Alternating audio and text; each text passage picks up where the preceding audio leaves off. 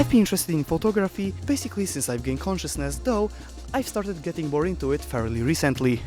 You saw that? That was fucking tough. I am still far from being a pro, but that doesn't matter. I am still going to talk about some of my favorite retro cameras. Plus a modern, relatively nicely priced bonus at the end. Brace yourselves, cause this one's a classic. The Nikon D50 was released in 2005 by, you guess it, Nikon. It has a 6.1 megapixel DX sensor. If you don't know what DX means, basically in normal terms, that's APS-C.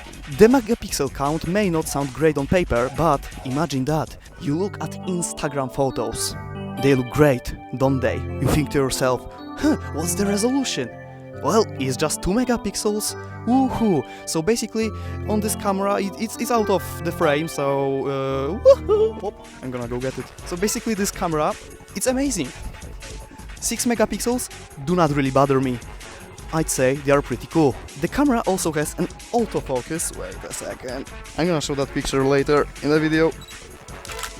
I took that picture on auto, not on manual, because I can't be bothered to do that right now. Talk about the weight of the camera.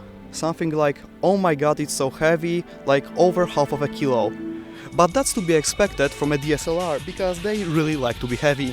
You know, it has a mirror inside, so after all, yeah, that's pretty heavy. You know, glass, so that was pretty cool. And yeah, basically my favorite thing to do with this camera is to adapt vintage lenses to it, like the Helios, whatever, not the 44-2, because this one's overrated. Okay, yeah, it's a good lens, yeah, I couldn't afford it. But there's a huge problem with this camera, and that's basically that the viewfinder is pretty tiny, and I cannot get anything in focus. Another con of this camera is that it uses SD cards. Just SD cards, nothing better. The 2 GB ones. Okay, so for the pros, it's pretty inexpensive right now, has interchangeable lenses, there's a huge amount of first-party and third-party lenses to choose from. The quality of pictures is great, unless you don't zoom into the picture. The viewfinder is really tiny, which makes focusing a really hard task. And it has no live view to compensate for it. I usually don't need a live view, but it's a problem in that case. This is one of the best drawer finds ever. This is the Pentax MZ6. It released in 2001, it doesn't have any megapixels. That's because it shoots film. Unlike in the previous entry where I utilized the movie strategy called Tell Don't Show, now I will show the camera in its full glory. I'd even say that it's so cool that it made me want to like, comment and subscribe on this video. Honestly, it would be my favorite camera if not for the fact that literally a day before I started recording this video, the light meter broke, and that was while being on the 5th frame of the film. Either way, I love the look that the camera produces with the Kodak Color Plus at 200 ISO, which you're seeing right now. Now for Kodak Ultra Max 400, the pictures did look great too, but honestly I wouldn't buy it anytime soon considering the price difference and that my previous film roll produced great results as well. And yes, I am indeed reading from a script because I have no character at all and I have no charisma. As stated previously, I love vintage lenses, so I've used the same exact Helios as the previous camera. But now I use a new Tamron 85-210mm lens. I mean, it was great and all, but on a lens like that I would like infinity to work, which it sadly didn't. Okay, so for the pros, amazing quality, film photography looks amazing, I love film grain, it has an LCD that displays stats and which frame you are on, and that makes stuff way easier for me, and I'm a beginner, so cons. Apparently the light meter depth is fairly common, which is my only complaint, especially because it happened to me and that's not a good thing. But for the light meter you do not need to use the built-in camera one.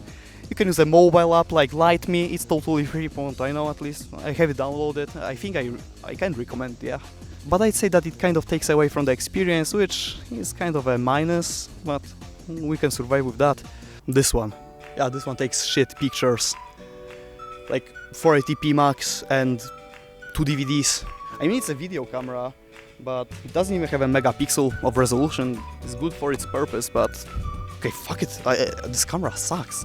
Here are the photos from 2023 and 2024. It's a Sony DCR-DVD105E. For the cons, I have to say that I made an analog horror video with it. That's a digital camera, by the way, but ignore that.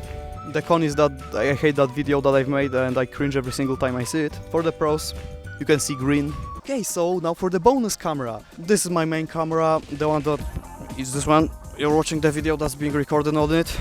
It takes amazing pictures. You probably thought that I'm using a Helios on it, you know, the Soviet lens, but now I'm using some cheap Chinese lens, like a Fujian or whatever it was called. I got it off of AliExpress, so it was cheap. Okay, so this is my most used camera. It's an Olympus E-M10 Mark I. Yeah, it's the first one from 2014, it's pretty old. I sadly cannot afford a better device. Not yet, at least. Not yet.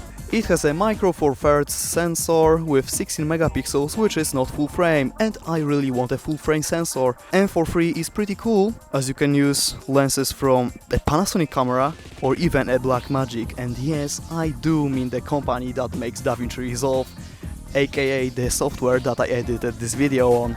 You can find this camera for pretty cheap, I'd say.